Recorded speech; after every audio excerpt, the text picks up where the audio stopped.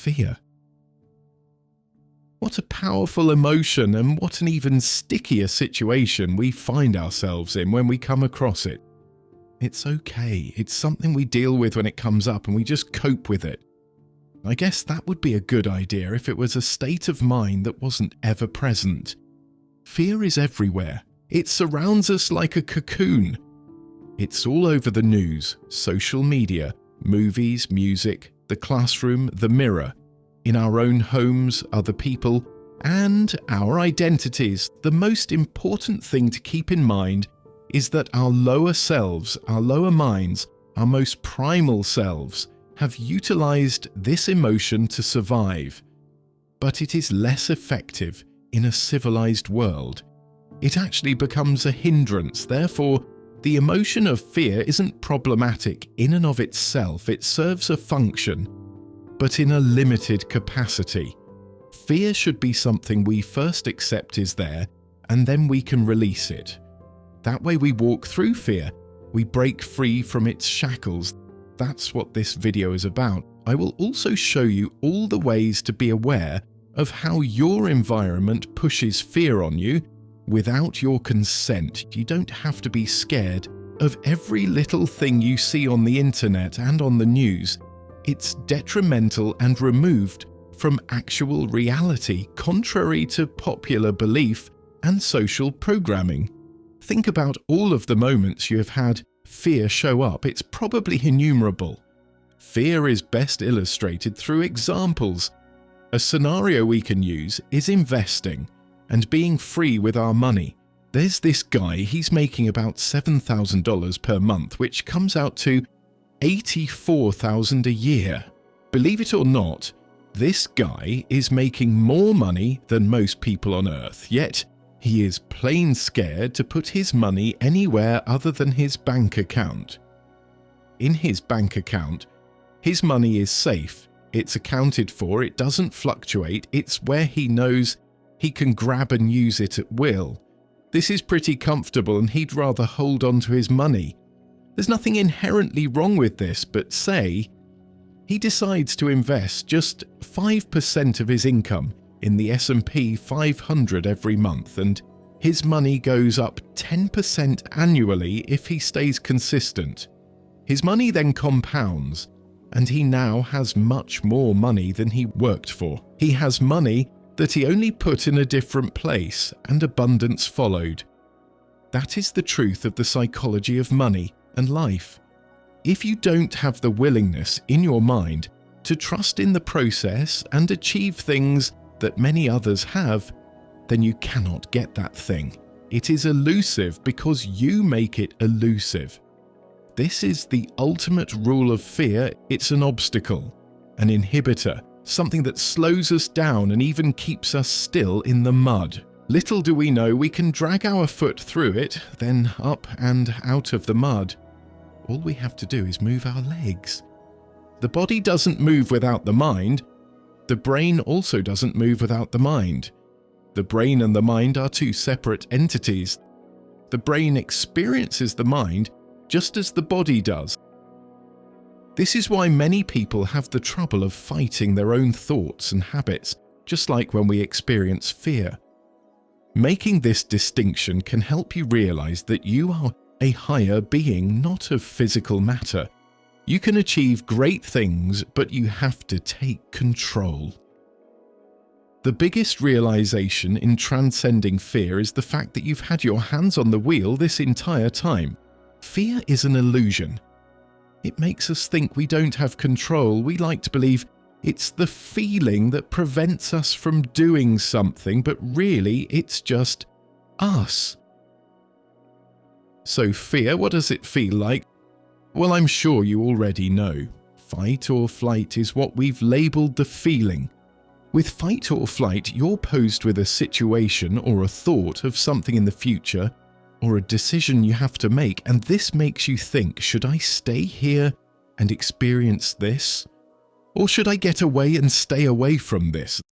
This was used by our ancestors to understand whether an immediate danger was something worth fighting or worth fleeing in the wild. It's inherently reactionary and it's instinctual.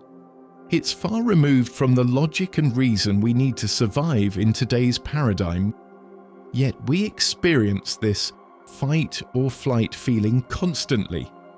And why is that? Instead of the dangers to our physical health via animals, other humans, and environmental hazards, the fight or flight reaction is triggered by dangers to our identity, our ego, our pride, our need for comfort, our fear of being judged, our need to be liked.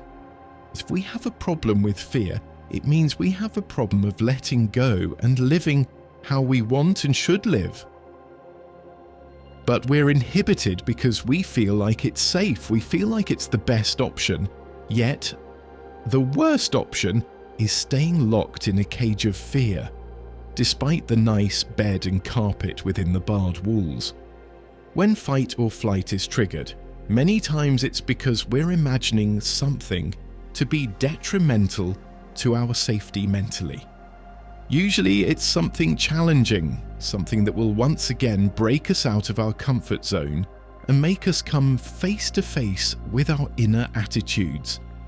Our inner attitudes, thoughts and feelings trigger the subsequent feeling of fear. Therefore, fear is created by us and then experienced by us as something that is quote-unquote external. That's the illusion. Here's an example of how most fears are anticipations of the future and not actual threats. A girl gets invited to a party and she wholeheartedly wants to see her friend, yet she knows that her crush is going to be there. Plus, she isn't much of a social butterfly. She thinks about her interactions with all of the guys at the party. She imagines herself to be awkward. She imagines herself to be stumbling over her words. She imagines herself as having weird facial expressions that turns guys off, including her crush. She imagines others talking about her badly because she is just so important. This is a satire of the silliness of the mind. First of all, most people think about themselves too much to notice that many details about you, and if they do notice those many details, they are probably intrigued by you, and that's a good thing. Humans love the imperfections in others. In this particular situation, she needs to accept herself and love herself for who she is and what she offers. People love authenticity. She can bring to mind the positive interactions she's had with people, the times when others seemed to be connected to her more than usual, the times when she was just being and letting the world come to her as she was. She was light, she was free, within and without. She was experiencing life, not grasping for life. Our fear often comes from our wants, needs and desires, but if we let these go, we won't have fear.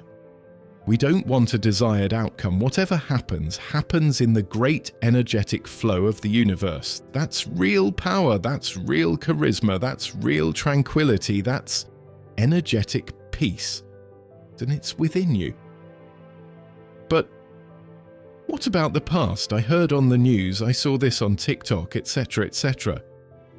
This might be the hardest thing to detach from, and it makes sense because if we've experienced heartbreak, disappointment, rejection, loss, embarrassment, humiliation, and any other negative feeling associated with us taking a risk, we will be fearful of taking that risk again, even if we know it's good for us. Fear is all-pervasive. Like I said before, it's everywhere. Exhibit A, our childhood or teenage years. Take Marcus, 15, who has always been a great athlete. He's used to being faster than his friends, he's used to jumping higher, he's used to being able to pick up sports much quicker than his peers.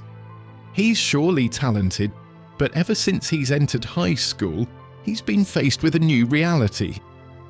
He's not the most talented in the room anymore. He won't admit it, but this has shaken him up. He went from starting point guard to riding the bench. He has to wait his turn. He has to learn and elevate his play. His skill needs to catch up to the new paradigm he's in. In his mind, he takes "you need to improve" as "you aren't good enough," and this simple mentalization sends him into despair. Until he makes it to the starting lineup, he's now 16 and ready to take on this new role. But now he has a new hurdle: playing free and confidently. He's so afraid of making mistakes that he is making mistakes on the court. He's not playing basketball, he's playing pick-me. He's trying to prove a point to his coach, but in the process, he's hurting his ability to do that very thing. His fear makes him shaky where he would otherwise be in flow. His fear makes him silent on the court instead of the leader they all know him to be intrinsically. What if they don't vibe with what I say? What if I call the wrong play? It goes on and on.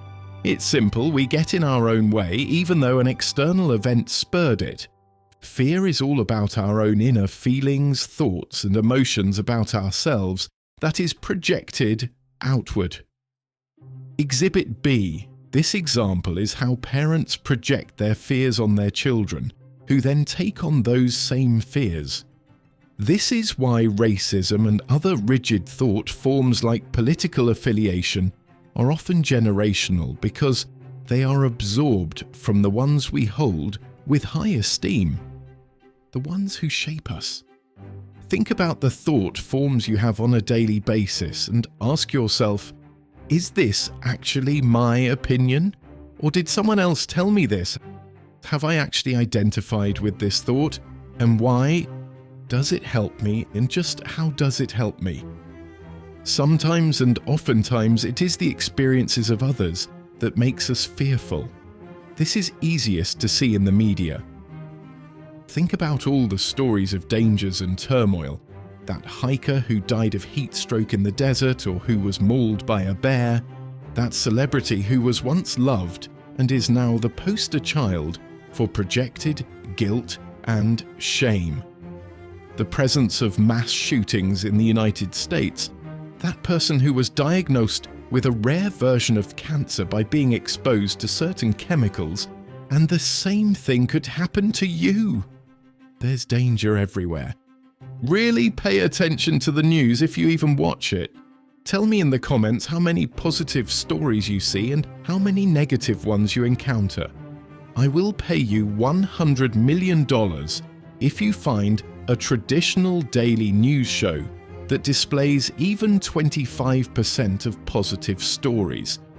I really won't, but happy hunting. People often view the news as the way the world is, but this couldn't be further from the truth.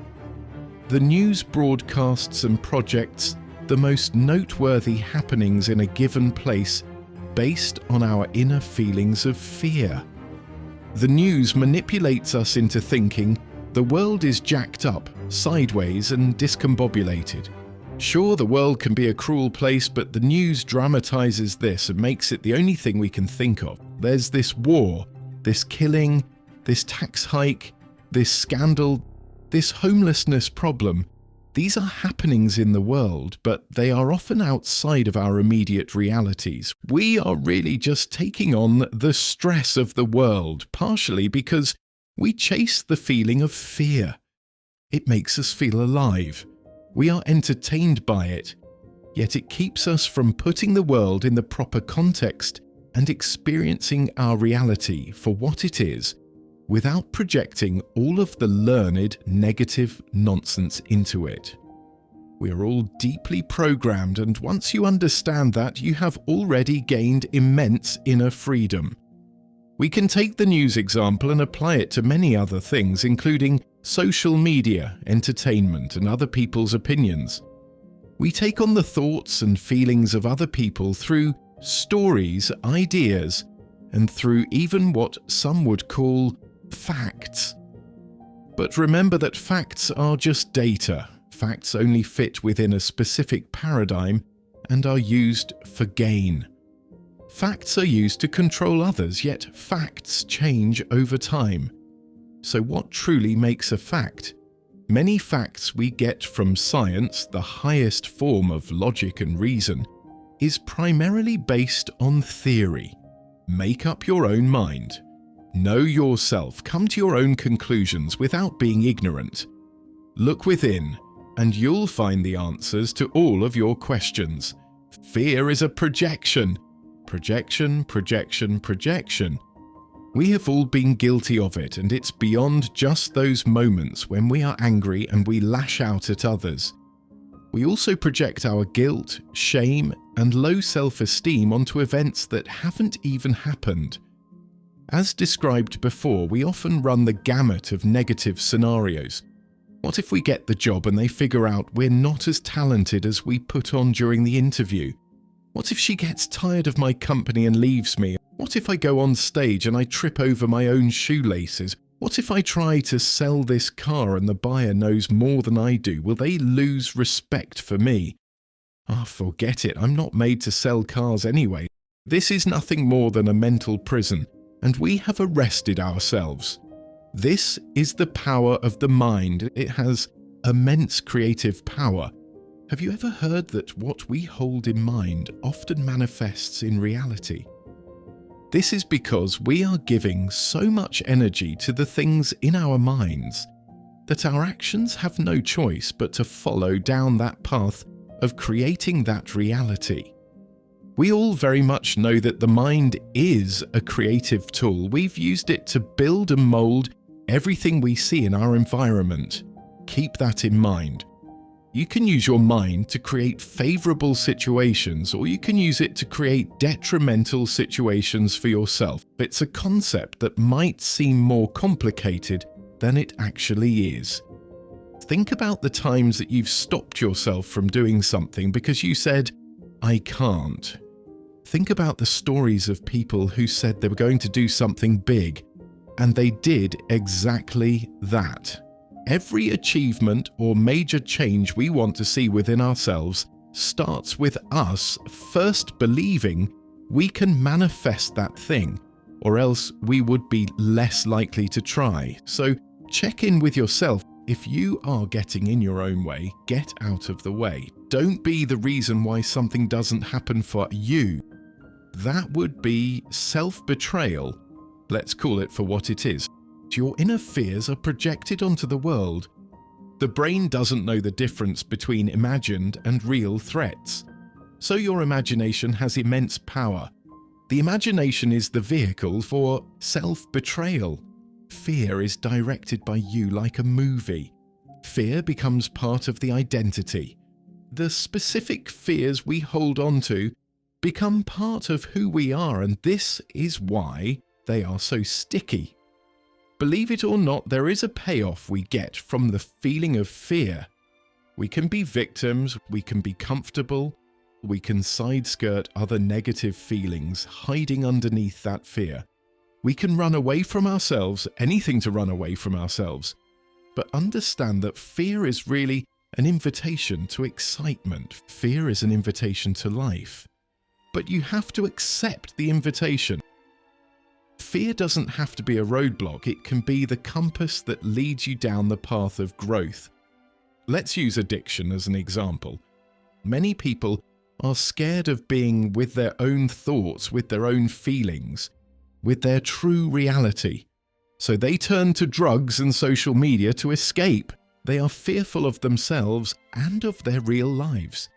But if they decide to say no to social media and yes to themselves, they can learn about their true nature, the source of their thoughts, their true passions, and what truly makes them happy.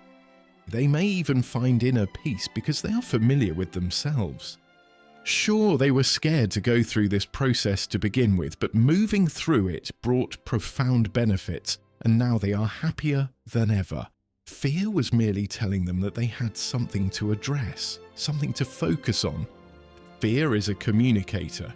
It provides a pathway of growth, and it can be thrilling. Remember, fear isn't bad. You have to let go of your fear of feeling fear itself. Feel the fear, acknowledge its presence, and move forward with that tingly feeling anyway. A good way to do this is by introducing a little playfulness into the equation. Instead of focusing so intently on yourself, your thoughts, your perceived troubles, you can focus on the situation at hand. Focus on the person in front of you, the instrument to be played, the text or email to be sent, the sounds and objects in the environment. You don't need to be perfect, just perfectly yourself. That's all you need. Having a curiosity about life and its weirdness will also help. Understand that we all end up in the same place. Everything we perceive as a threat to our existence is small talk, because we all will die eventually. The worst thing that can happen to you is already destined to happen. Life really isn't as serious as we make it. Life and its situations are about as serious as we make them. So just be curious about life and detach from outcomes. You don't need anything, you are just living. That's good enough. You'll be surprised how much this type of mindset brings you. You'll become the attractor instead of the attracted. You have an inner energy others want, that others feel, that others see without saying a word to you. It's magnetic. Identify with the experience of life, not your fears. What we identify with becomes our way of experiencing our lives. Our inner world projects outward. So the work you do on yourself will manifest changes in your external world, which is always a reflection of you and your thoughts. Your interpretations of the world are based on who you are. Think about all the nagging fears you have in your life. Pick one to deconstruct and to release. Ask yourself why you fear, and then ask yourself why again. Keep asking until you get to the core of the issue, and then you'll understand. Just ask why. The answers are always within. Often our problem is that we are scared to go deep enough to recognize and understand the true nature of our issues.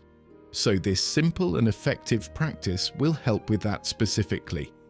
Remember, fear is just a thought we've constructed through different means. It's an illusion of the mind.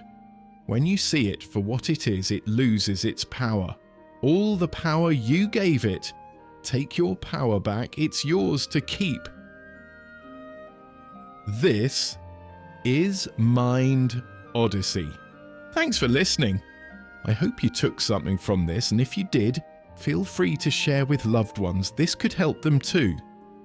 Next, we'll build on everything you've thought about here and get deeper into the ways you can rewrite old narratives and become truly fearless.